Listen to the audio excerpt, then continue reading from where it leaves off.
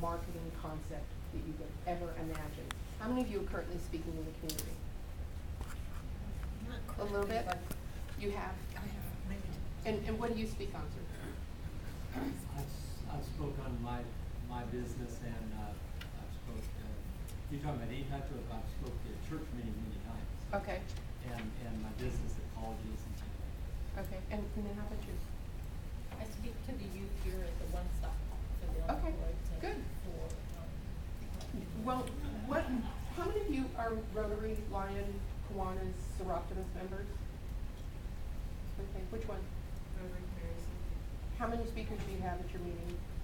I have a speaker Every week, every week. right? And is it usually business related? Could be, yeah. Philanthropic, Yeah, anything. right?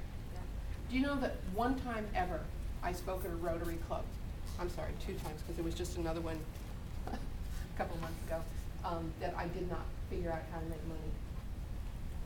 I'd either get clients, sell books, something, right? So there's Rotary, Lions, Kiwanis, Seroptimus.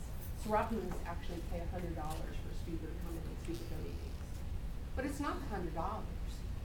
It's the exposure you get. That's marketing, right? Speaking is the biggest thing that sets people apart. And the reason I got so excited about speaking, and I thought I would have studied the IRS did, and they couldn't figure out why CPAs were making an average of $40,000 a year, but then there was a whole other level of CPAs making $60,000 a year, and they wanted to know why was there such a disparity, 50% more income.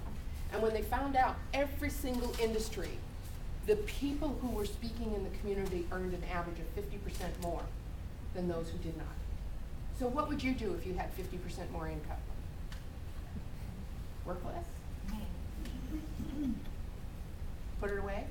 Replace the retirement fund you just lost over the last couple of years? Use some marketing and sales. Exactly. You know the thing, and I'm so glad that you said that, because the thing that really irritates me, about 5 years ago, I was talking to this placement company down in Campbell, and the manager of the office was complaining about how difficult it was to get new clients. And I said, how many times do your salespeople go out to events where business people are there, right?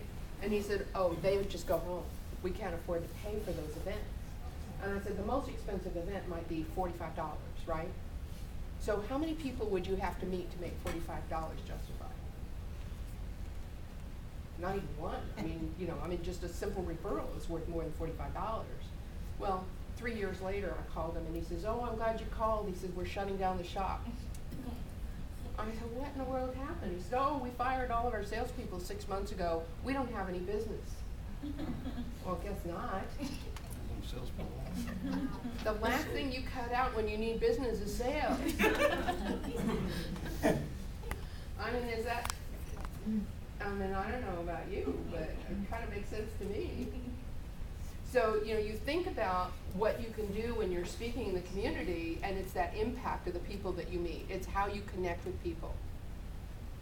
And I have met some people in business events, chamber events, that have become my lifelong friends.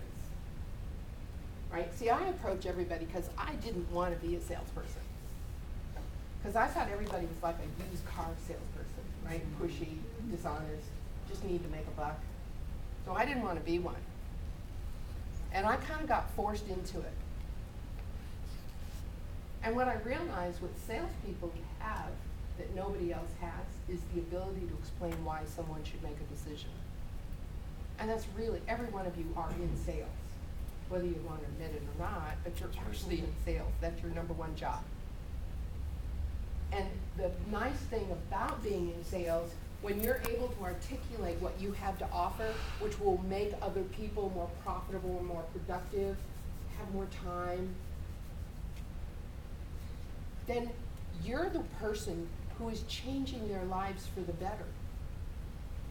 And that's a great position to be in, isn't it? How many thank you letters do you get? not a lot, but I've gotten. I'm sure you get a lot more than most, right? Because I have a feeling, from looking at your chin, that you're a lot more thoughtful about your clients. So you do the extra things, right?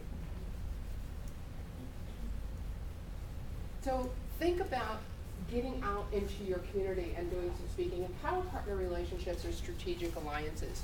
And I'm gonna talk a lot about power partners a little bit later on.